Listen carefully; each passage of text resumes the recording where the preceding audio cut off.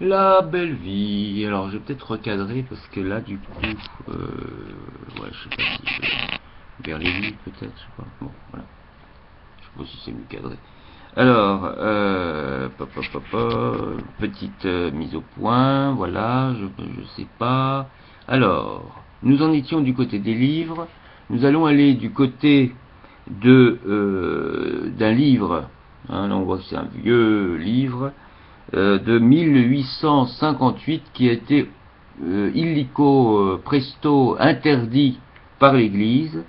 Ça s'appelle De la justice dans la Révolution et dans l'Église, nouveau principe de philosophie pratique adressé à son éminence Monseigneur Mathieu, cardinal archevêque de Besançon, par Proudhon.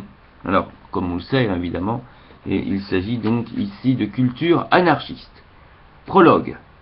Sous le nom d'un archevêque, j'adresse ces études à tous les membres du clergé français. Comme au temps des Césars, la société est menacée de se dissoudre. Et comme au temps des Césars, l'Église croit avoir seule la puissance de la régénérer. L'ouvrage qu'on va lire, ayant pour but de reconnaître la réalité et l'intensité du mal, d'en assigner la cause, d'en découvrir le remède, par-dessus tout de démontrer, au point de vue de la justification, c'est-à-dire de la perfectibilité humaine, la non-valeur du ministère ecclésiastique et de constituer la philosophie morale, en dehors de cette influence, sur sa base légitime, la dédicace revenait de droit au clergé. En deux mots, quel doit être désormais, pour les peuples, l'organe de la vertu, de la révolution ou de la religion? Tel est l'objet de mes recherches. Il n'y en a pas de plus grand, ni de plus méritoire. Un état des mœurs au XIXe siècle, invasion du scepticisme, péril social, où est le remède?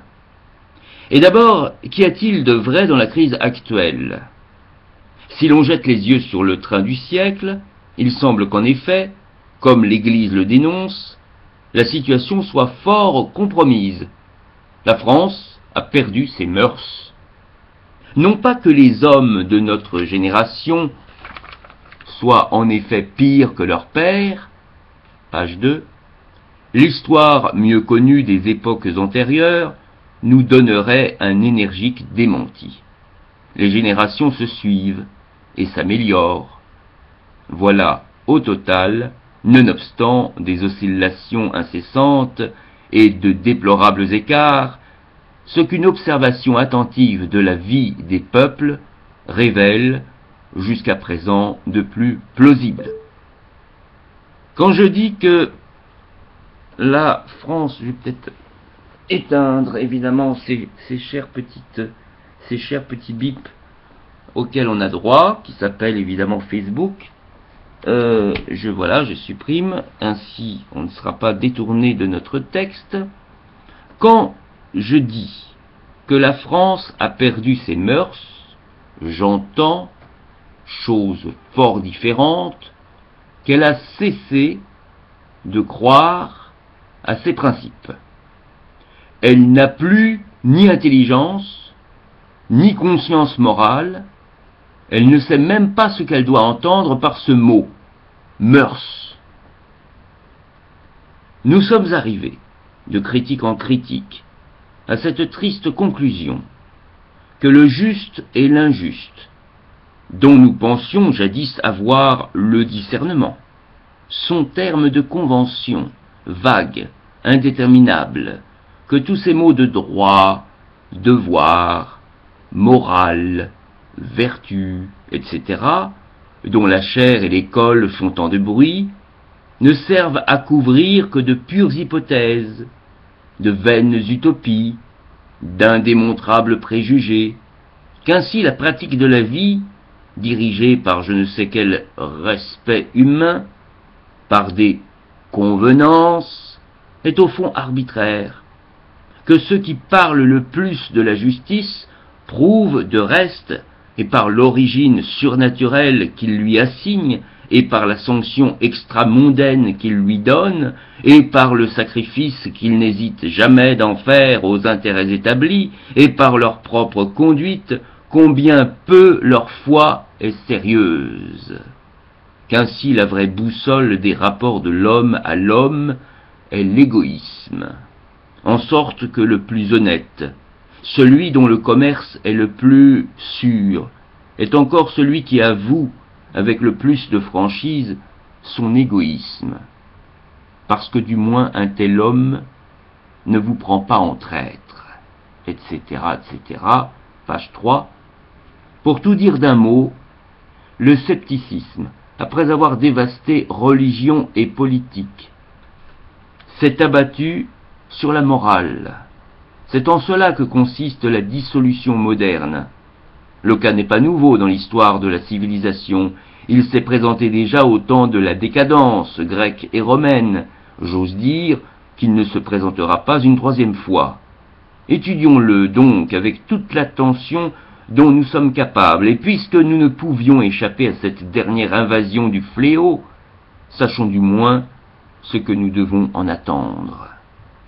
Sous l'action desséchante du doute, et sans que le crime soit peut-être devenu plus fréquent, la vertu plus rare, la moralité française, au fort intérieur, est détruite. Il n'y a plus rien qui tienne. La déroute est complète. Nulle pensée de justice, nulle estime de la liberté, nulle solidarité entre les citoyens. Pas une institution que l'on respecte, pas un principe qui ne soit nié, bafoué. Plus d'autorité, ni au spirituel, ni au temporel. Partout les âmes refoulées dans leur moi, sans point d'appui, sans lumière. Nous n'avons plus de quoi jurer, ni par quoi jurer. Notre serment n'a pas de sens. La suspicion qui frappe les principes s'attachant aux hommes, on ne croit plus à l'intégrité de la justice, à l'honnêteté du pouvoir. Avec le sens moral, l'instinct de conservation lui-même paraît éteint, la direction générale livrée à l'empirisme, une aristocratie de bourse se ruant en haine des partageux sur la fortune publique, une classe moyenne qui se meurt de poltronnerie et de bêtises, page 4, une plèbe qui s'affaisse dans l'indigence et les mauvais conseils, la femme enfiévrée de luxe et de luxure, la jeunesse impudique, l'enfance vieillotte, le sacerdoce, enfin, déshonoré par le scandale et les vengeances, n'ayant plus foi en lui-même, et troublant à peine de ses dogmes mort-nés le silence de l'opium, le silence de l'opinion. Je pensais à l'opium du peuple. Tel est le profil de notre siècle. Les moins timorés le sentent et s'en inquiètent. Il n'y a plus de respect, me disait un homme d'affaires. Comme cet empereur qui se sentait devenir Dieu, je sens que je deviens fripon, et je me demande à quoi je croyais quand je croyais à l'honneur. Le spleen me gagne, avouait un jeune prêtre. Lui qui, par ses fonctions, par sa foi, par son âge, eût dû être à l'abri de ce mal anglais, sentait en son cœur s'affaisser la vie morale. Est-ce là une existence? Ne dirait-on pas plutôt une expiation? Le bourgeois expie, le prolétaire expie, le pouvoir lui-même, réduit à ne gouverner plus que par la force, expie. L'esprit de l'homme, dit M. Saint-Marc de Girardin, a perdu sa clarté. Le cœur n'a plus de joie. Nous nous sentons dans le brouillard, nous trébuchons en cherchant notre chemin, et cela nous rend tristes. La gaieté est chose rare de nos jours, même chez la jeunesse. Cette nation n'a pas de principe, disait de nous, en 1815, Lord Wellington. Nous nous en apercevons à cette heure. Avec quel surcroît d'épouvante, Royer-Collard, témoin de notre défaillance, répéterait ces paroles de la même époque, page 5. La société est en poussière. Il ne reste que des souvenirs, des regrets, des utopies, des folies. des désespoirs. La société est en poussière, c'est évidemment sur cette petite phrase qui est encore valable de nos jours en 2015 que je vais terminer cet extrait offert, évidemment gratuitement. Ça c'est mon côté, on va dire, libertaire. Offrons les raretés ici que j'ai trouvées pour une modique somme, mais voilà, on offre, comme ça l'ouvrage a été détruit par l'église, et bien là le chameroux il te ressort ça des fagots, et comme la censure a priori n'existe plus, et a priori, eh bien on en profite pour t'offrir ce livre de 1800, si je me souviens bien, 1858, paru aux éditions Garnier Frères. Voilà, si tu veux avoir avec une petite note, le droit de traduction pour toute l'Allemagne est concédé à Monsieur Pfau, P-F-A-U. Alors c'est marrant, on dit voilà, uniquement, il n'y a que lui. Hein, si vous me demandez qu'on traduise en allemand, non. Alors c'est marrant pour un libertaire, attention, non, t'as pas le droit de, il y a uniquement lui.